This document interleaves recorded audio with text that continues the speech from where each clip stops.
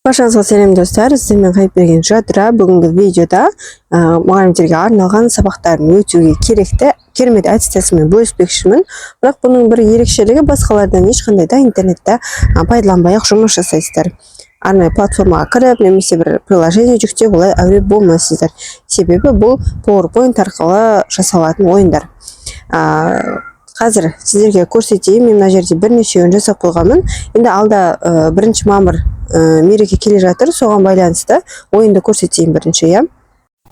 Мінекей, кәдімгі PowerPoint-тар жасалған, мұның бәрі кәдімгі суреттер, фигуралар, кәдімгі тексттер. Мінекей, мынаның музыкасы шығып тұрады. Мынау құстың үстіне басқан кезде ойын басталады, әдейілеп ойынды бастау деп жазып қойғанмын. Сол кезде бізге мына жерге 6 түрлі ту шығады. Оқушы кез келген таңдайды, топтық жарысқа да пайдалансаңыздар да болады. Мына жерде кез келген таңдап көрсетейін, мысалға Корей елінің туын таңдасақ, мұны музыкасы шығып тұрады, мына жерде сұрақ шығады. Егер де біз қате жауап беретін болсақ қызыл, дұрыс жауап беретін болсақ жасыл түс жанады. Мына жерде үстіне басу керек болады. Біз мына жерде аспаптар ғой, соның үстіне басқан кезде қайтадан мына бетке оралады. Сол кезде мынау Корей елінің туы біздің мына жерде өшіп кетеді. Яғни уже бұл сұраққа жауап бердік деген сөз да. Ал біздің туымызды ашатын болсақ, мінекей, соған сай әдемі фон, әдемі аспап, әдемі қыздың суреті. Осылай жасап қойғанмын, уже дайын тұр бұл шаблондар. Мінекей, мына Қытай мысалға, әр елдің өзінің ұлттық аспабын осылай қойып қойғанмын. Осының барлығын ашып болғаннан кейін мына жерде ойын аяқталды деген текст тұр ғой. Соны үстінен басқан кезде қайтада неге ойынды аяқтаймыз. Сол кезде ең соңғы шаблон ашылатын болады бізде. Мінекей, өте керемет шаблон, ешқандай интернет пайдаланбай ана жерге сұрақтарыңыз бен жауаптарыңызды жаза қоясыздар. Енді осы темаға сәйкес оқушыларды топқа бөлуге арналған шаблон бар. Қазір соны көрсетейін. Мінекей, бұл да PowerPoint-тар жасалған, жаңағы шаблонда тұрған мінекей аспаптар барлығы. Бұл жерде ешқандай музыка жоқ, оны қойып қойсаңыздар да болады. Кез келген аспаптың үстінен оқушы келіп басады, сол кезде оның артынан қандай сан шығады, сол санға байланысты ол тобына барады. Мысалы 3 деген сан шықты ма, яғни ол 3-ші топқа барады деген сөз ғой.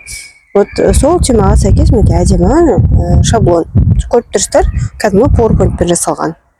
Енді осы тақырыпқа тағы да жалғастыратын болсақ, енді сіздерге рефлексия әдісі керек, оқушылар бағалау тақтасы керек. Сол үшін сіздерге асық арқылы рефлексия жасайтын әдемі шаблон көрсетейін. Артқы шуым үшін кешірім сұраймын. Мінекей, асық арқылы рефлексия жасау экранды үлкейткен кезде ғана жұмыс жасайды. Мінекей, әлде іздену керек деген қоржын үстіне басқан кезде бізде қызыл түсті асықтар шығады. Дәл солай басқа қоржындардың үстіне басқан кезде өз түсіне сәйкес бізде асықтар шығып отыратын болады. Көбісі түсінбей жатады, мынау істелінбей жатыр ғой деп, бірақ экранды үлкейткеннен кейін ғана жұмыс жасайтынын көп кісі білмей жатады, сондықтан айтып жатырмын. Енді асық арқылы бағалау тақтасын көрсетейін. Мына жерде оқушыларыңыздың атын өзіңіз жазып аласыз.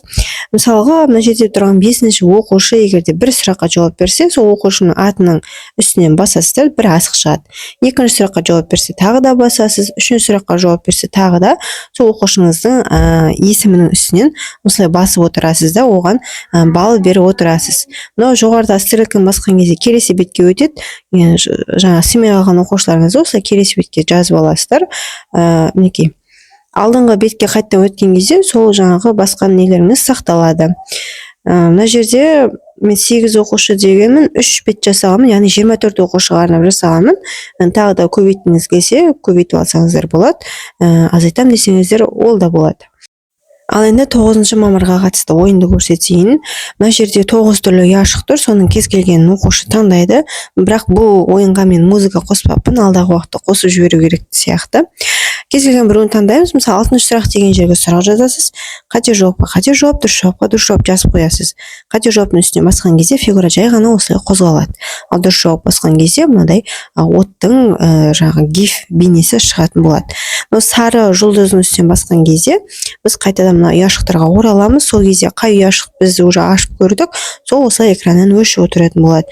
Солай тағы да келесі ұяшықтардың барлығын ашып осы ойынды ойнатсаңыздар болады. Өте керемет ойын, әдемі шаблон. Енді осы жаңағы шаблонға қатысты бағалау тақтасы бар, соны көрсетіп жіберейін. Бұл да PowerPoint арқылы жасалған. Мінекей мына жерде то же самое оқушыларыңыздың атын жазып қоясыз.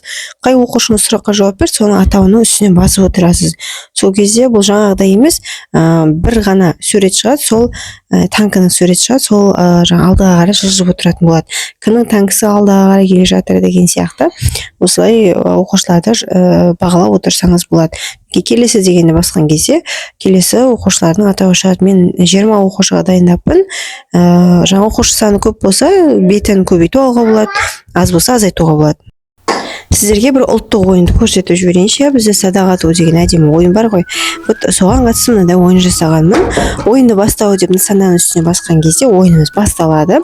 Егер де қате жауап беретін болсақ, қолындағы жебесі нысананың сыртына кетеді. Екінші қате жауап берген кезде то же самое. Дұрыс жауап берген кезде дәл ортасына барып тиетін болады. Мына жерге бірақ өздеріңіз сұрақтың орнына сұрақ, жауаптардың орнына жауаптарын жазып алуларыңыз қажет болады. Қате деген жерге қате жауап, дұрыс деген жерге дұрыс жауап жазуларыңыз керек, өйткені уже настроить етіп қойғанмын. Енді тағы да бір ұлттық ойынымыз қызғу ойынын жасап шыққан болатынмын. Мына жерде қамшының үстіне басқан кезде біздің ойынымыз басталады. Мына суреттерді жасанды интеллект арқылы жасап алғанмын, әйтпесе интернетте ондай әдемі суреттер жоқ екен. Мына жерде қате жауап беретін болсақ, қыз озып кетеді, дұрыс жауап беретін болсақ, жігіт қызға жетіп алады. Осындай әдемі ойын. Мына жерде дәл жаңа сияқты сұрақ жауаптарыңызды өздеріңіз жазып аласыздар. Бұның бәрін мен не үшін көрсетіп жатырмын? Осындай әртүрлі ойындарды, жаңағыдай бағалау тақтасы бар, рефлексия бар, оқушыларды небір түрлі топқа бөлу әдістері бар. Соның барлығын өзім жасап, Telegram каналға жинақтап қойғанмын. Сол жинақты сіздерге ұсынғалы отырмын. Мінекей, ешқандай да интернетті пайдаланбай-ақ, осылай жұмыс жасасаңыздар болады. Оқушылармен өте қызықты, музыкамен тем более қызықты болады. Мен осындай шаблондарды жай ғана құрастырып қоймай, оның жасалу жолын көрсететін курсты да жасап қойғанмын. Мен сіздерге оны да ұсынғалы отырмын. Мысалға, мына киіз үй арқылы оқушылар топқа бөлу шаблоны. Мына жерде мына киіз үйдің суретін қалай аламыз, оның артқы фонын қалай өшіреміз, артына мынау тексттерді қалай шығарамыз, бұл мынау үстіне басқан кезде қалай өшіп кетіп жатыр, соның барлығын нүкте-нүктесіне дейін әдемілеп түсіндіретін курс дайындап қойғанмын. Және де курс алушыларға осындай өзім жасаған шаблондардың барлығын, яғни жиынтықты жаңағы Telegram каналда тегін сыйлық ретінде беретін боламын. Және де тағы бір сіздерге мысал келтіре кетейін. Мына жерде балық аулау деген әдемі ойын бар. Инстаграмда, тиктокта хит болып жатыр. Қазір қалай ойналатынын көрсетейін. Бұны да экранда үлкейткен кезде ғана ойналынады. Қармақтың үстіне басқан кезде ойынымыз басталады. Осындай әдемі музыкамен жасалынған. Мына жерде егер де біз қате жауап беретін болсақ, мына балығымыз суға түсіп кетеді, ал егер де дұрыс жауап беретін болсақ, мына шелегімізге келіп түседі.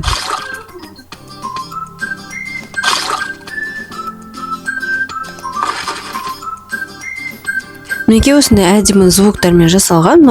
Келесі деген стрелканы басқан кезде солай келесі сұрақтарға өтеміз. Мен 10 сұрақ дайындап қойғанмын. Мінекей алдыңғы сұрақтарға өтсеңіздер, қалай жауап бергендеріңіз көрініп тұрады, яғни сақталады. Ойын аяқталған кезде осындай әдемі тағы бізде шаблон шығатын болады. Мінекей осындай әдемі ойындарды өздеріңіз-ақ құрастырып алып, өз жаңа тақырыптарыңызға сай етіп, сабақтарыңызға құрастырып алсаңыздар болады. Негізі небір түрлі жасанды интеллектпен де ойындар құрастыруға болады ғой, бірақ та ол жерде енді біздің ұлттық ойынымызды шығарып бере алмайды. Сол себепті осы әдісті қолдануға сіздерге үлкен кеңес беремін. Егер де курсты немесе жай ғана мен жасаған шаблондарды алғыңыз келсе, мен описаниеге Instagram парақшамда қалдырып кетемін сілтемесін. Сол сілтемеге өтіп Instagramға өтсеңіздер болады. Сол жерде маған жекеме жазыңыздар. Сол жерде бәрін түсінбеген жерлеріңіз болса, дұрыстап түсіндіретін боламын. Мына жерден тағы бір шаблон көрсете кетейін. Жаңа танк сияқты бұл жерде жылқы арқылы бағалау.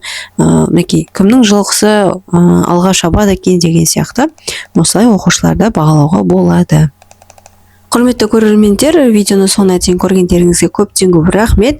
Енді өз әріптестеріңізбен осы видеоны бөлісе кетсеңіздер екен деймін. Сұрақтарыңыз болса комментке қалдыра кетіңіздер. Видеоны лайк басып парақшама тіркеле кетіңіздер.